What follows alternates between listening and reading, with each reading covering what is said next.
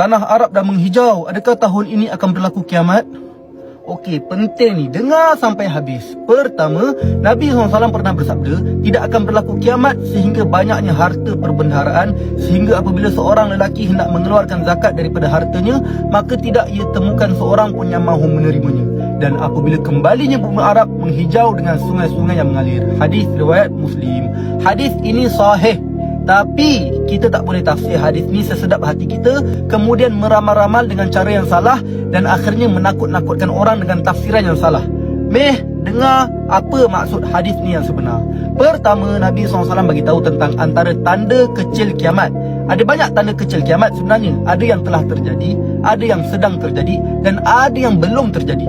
Antara tanda kecil kiamat yang belum terjadi ialah seperti mana dalam hadis Nabi tadi. Nabi kata, bila dah tak ada orang miskin di kalangan orang Islam, sampai bila nak bagi zakat, tak ada siapa yang nak terima zakat tu, sebab time tu umat Islam semua kaya raya. Adakah benda tu dah terjadi? Belum. Kemudian baru Nabi kata, bumi Arab akan kembali menghijau dengan sungai-sungai yang mengalir. Kedua-dua ini masih belum terjadi. Tapi yang berita kata Mekah menghijau tu macam mana pula? Hadis tersebut, ulama mengatakan bahawa keseluruhan tanah Arab akan menghijau.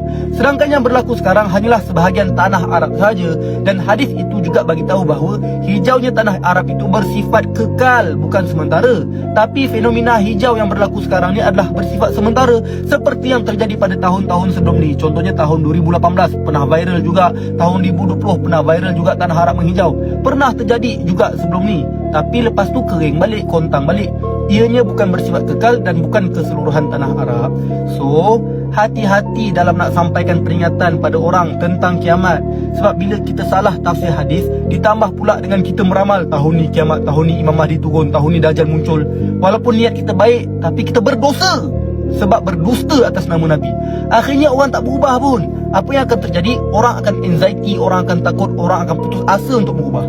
Nak dakwah, gunalah cara yang sahih dan bertepatan dengan Islam, bukan dengan cara menafsir hadis dengan salah, kemudian menakut-nakutkan orang dengan ramalan yang tiada dalil sahih berkaitannya.